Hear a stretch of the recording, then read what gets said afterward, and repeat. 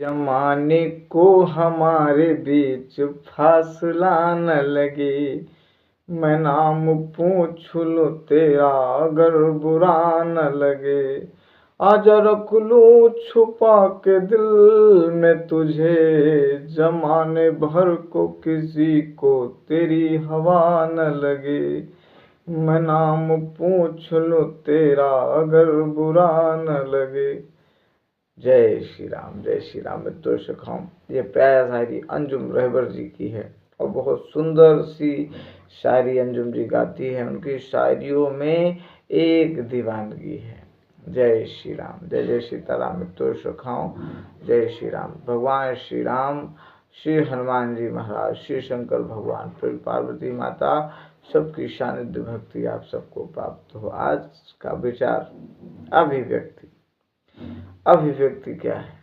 अभिव्यक्त करना, विचारों को रोकना नहीं, उनको अभिव्यक्त कर देना, यही अभिव्यक्ति है। आज हम इसी पर सत्संग करेंगे कि अभिव्यक्ति क्या है, अभिव्यक्त नहीं होने से क्या होता है। जय श्री राम, जय जय सीताराम। अभिव्यक्ति, आदमी के पास बहुत सारे थॉट रहते हैं, बहुत सारी विचारधाराएं रहती हैं, बहुत सारी कल्पनाएं रहती हैं। उन कल्पनाओं के तहत उसका जीवन, उसके सपने, सब कुछ घूमता रहता है। एक सपना बचपन में बनता है, लेकिन इंसान जब सपना बनाता है, सपनों के मैच्योरता तक आते आते जब उसको लगता है कि ये सपना साकार नहीं होगा, तो वहीं से वो हार जाता है, टूट जाता है कि अब ऐसे ही जीवन, सबके सपने पूरे हों ये जरूरी नहीं। बहुत से ऐसे सपने हैं, बहुत से ऐसे विचार हैं जो वो विचार लेकर ही उसी विचार पे खत्म हो गए। अभी भी वो विचार वो ठहरा हुआ है, वो विचार पूरा नहीं हुआ। तो क्या हुआ? पर अभिव्यक्ति होना, अभिव्यक्त कर देना, ये आपके अंदर तपन को रोक देता है। तपन एक कुंठा होती है। कुंठा जब व्यक्ति बन जाता है तो कुंठा एक बहुत बड़ा विकराल रूप ले लेती है, बहुत विनाशक रूप ले लेती है। इसीलिए अभिव्यक्त होना, इसीलिए हमारे पहले के शायर, गायक, कवि, लेखक, कवि लोग, सब लोग अभिव्यक्त कर देते हैं, कह देते हैं, अपने विचारों को लिख देते हैं। कह दो, लिख दो, अभिव्यक्त हो जाए, वो विचार कुंठा न बने, कुंठा में तपन हो जाता है। ऐसे बहुत से लोग जो अभिव्यक्त नहीं कर पाते, अभिव्यक्ति नहीं हो पाती, उनके विचारों में ठहराव होता है, कुंठा बनती है, वही लोग कोई न कोई गलत कदम उठाते हैं, आत्महत्या जैसे कदम उठाते हैं और अपने आप को मार लेते हैं। ये बहुत ही गलत है, बहुत ही गलत। जीवन ईश्वर ने दिया और ईश्वर का दिया ये अनमोल सा तोहफा है। वो भी परमानेंट नहीं है, फिक्स नहीं है, कुछ साल के लिए रहना है। तो अभिव्यक्ति क्या है? आपके विचार अभिव्यक्त नहीं होते, कोई बात नहीं। जहाँ प्रसन्नता रहे, जहाँ खुशी रहे, जहाँ अच्छा लगे, जहाँ मन प्रसन्न रहे, वहाँ रहो, वहीं रहो। जहाँ तपन, जहाँ पे घुटन इस तरह महसूस हो, वैसी जगह नहीं रहना है। वो तुम्हें अंदर से खोखला करती है। पहले जमाने के बुजुर्ग लोग कहा करते थे कि चिंता चिता की जैसी होती है। जितना चिंता करोगे वो चिता बना देगी, तुमको जीवन होते हुए भी मरा हुआ बना देगी। इसीलिए चिंता चिता की जैसी होती है, अभी भी बहुत बुजुर्ग लोग कहते हैं। इसीलिए हो सकता है इसके पीछे साइकोलॉजी हो। साइकोलॉजी ये हो कि अभिव्यक्ति नहीं होती। विचारों को कहो, विचारों को लिखो, पढ़ो और अपने खुशी की तरफ जाओ। आपकी जहाँ खुशी है, प्रसन्नता है, अच्छा लगे। जीवन कुछ क्षण का है, कुछ क्षण, 100 साल, 70 साल, 80 साल, 90 साल, उसके बाद ये जीवन नहीं रहने वाला। तो उस क्षण तक तो जीवन बचाओ। बहुत से लोग अपने जीवन में ऐसे कदम उठाते हैं और समाज में ऐसी सुनने को मिलता है। ये बहुत गलत है, बहुत गलत है। अपने जीवन में खुश रहो। अच्छा रहना है तो खुश रहो, अच्छे से अच्छा, यही कारण है। केंजुम रहबर जी कहती हैं कि जमाने को हमारे बीच फासला न लगे, मैं नाम पूछ लूं तेरा अगर बुरा न लगे, कि तमाम उम्र खुदा से यही दुआ मांगी, खुदा करे कि तुझे मेरी बददुआ न लगे, मैं नाम पूछ लूं तेरा अगर बुरा न लगे। चलिए, अभिव्यक्ति विचार जो आए उनको प्रमुख कह दो। जब दिमाग खाली हो जाता है, कोई उलझन होती है, उसको कह देने से क्या होता है, उलझन खत्म हो जाती है। हाँ, लेकिन किससे कहना है, कहाँ कहना है, ये भी मायने रखता है।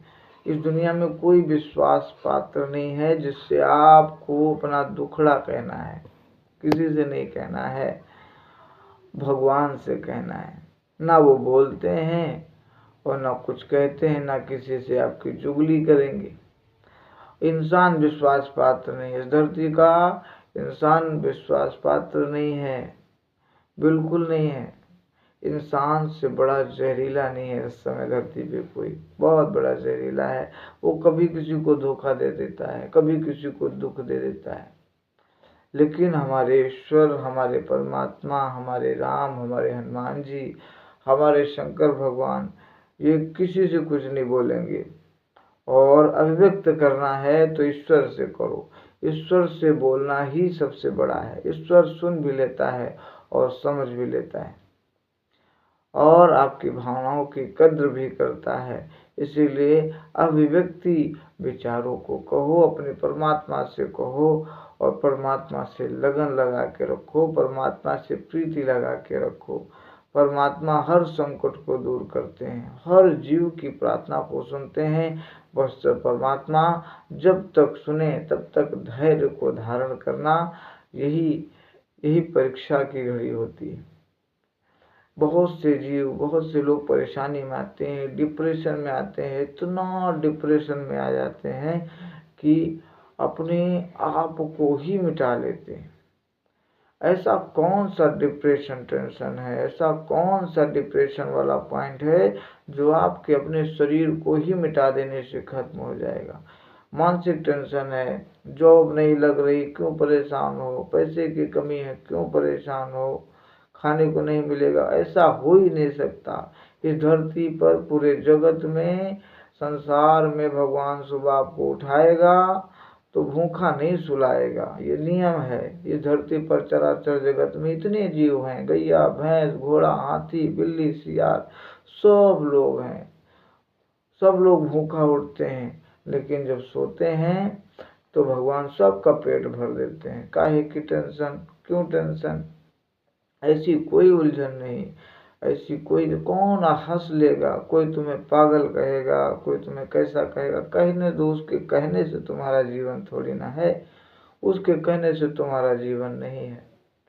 वो कुछ भी कहे, अरे हम पागल हैं तो पागल हैं, हम ये हैं तो हैं, तुम्हारा थोड़ी ना खाते हैं, तुम्हारे जीवन दिए से थोड़ी ना जीवन जीते हैं। ऐसे लोगों के कहने से अपने मस्तिष्क पर जो जोर दबाव लाते हो, जिस तरह अपने जीवन को मिटाने पर लगे हुए हो, ये बहुत गलत है। अभिव्यक्ति अपने जीवन के हर पथ को अपने परमात्मा से कहते रहो, अपने हितैषी और अपने परम प्रेमी लोगों के साथ सानिध्य में अपने विचारों का आदान प्रदान करते रहो।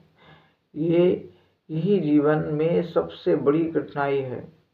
और आज के हमारे बहुत से लोग ऐसी ऐसी विचारधाराओं में डूब करके अपने जीवन का आत्मदाह कर रहे हैं। ये बहुत ऐसी खबरें समाज में सुनने को मिलती हैं, देखने को मिलती हैं कि ऐसा उनके साथ था तो ऐसा उन्होंने अपने जीवन को ही खत्म कर लिया, आत्मदाह कर लिया। ये गलत है, बहुत गलत है। जय श्री राम। मित्रों सखाओं, अभिव्यक्ति एक विचार था मन में कि समाज में बहुत सी प्रथा ऐसी समाज में सुनने को मिली कि उन्होंने अपने जीवन को किसी टेंशन के कारण, किसी कारण से अपने जीवन को ही खत्म कर लिया। ये नहीं, ऐसे नहीं होता। परमात्मा की कृपा से तो सबको जाना है और सब चले जाएंगे। अमर कौन है? अमर तो हिरण्यकश्यप नहीं था। सुबह न मरूं, शाम को न मरूं, न दोपहर में न संध्या को, न आदमी से, न औरत से, न अस्त्र से, न शस्त्र से। कितना दिमाग से मांगा था कि अमर हो जाएंगे, कहाँ अमर था, मर गया है ना। तो कोई अमर नहीं है, हम सब चले जाएंगे। लेकिन ये जीवन कुछ क्षण का है, कुछ क्षण का है, और कुछ क्षण इस जीवन की सेवा करनी है। ये जीवन है किसका? इस शरीर के अंदर है कौन? परम पिता परमेश्वर राम।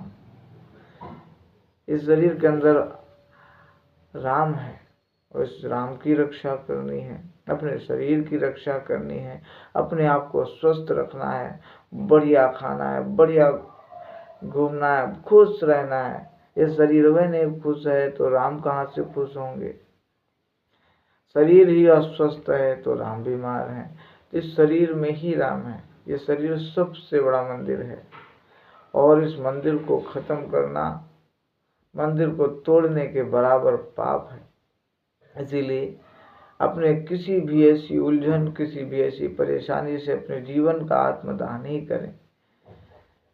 जय श्री राम, जय श्री राम। कि जमाने को हमारे बीच फासला न लगे, मैं नाम पूछ लूं तेरा अगर बुरा न लगे। आजा रख लूं छुपा के दिल में तुझे, जमाने भर को किसी को तेरी हवा न लगे। जय श्री राम, जय श्री राम।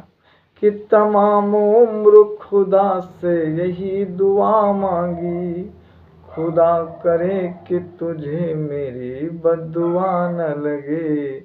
मैं नाम पूछ लूं तेरा अगर बुरा न लगे। सुनते सुनते बड़ी ही प्यारी कविता लगी, बहुत ही सुंदर सी शायरी लगी, तो बहुत अच्छी लगी। तो इसी पे हमने विचार व्यक्त किया।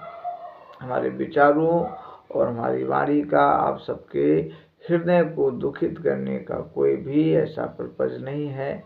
आप बस विचार मन में आते हैं कह देते हैं। आपके पास टाइम है तो सुनते रहिएगा, नहीं समय है तो ओके, कोई बात नहीं, है ना। जय श्री राम। भगवान आपके जीवन में प्रसन्न रहें। हमारी मुखार बिंदु से कोई गलत, कोई अभिव्यक्ति, गलत वाक्य निकले तो उसके लिए क्षमा करिएगा। जय श्री राम, जय जय सीताराम।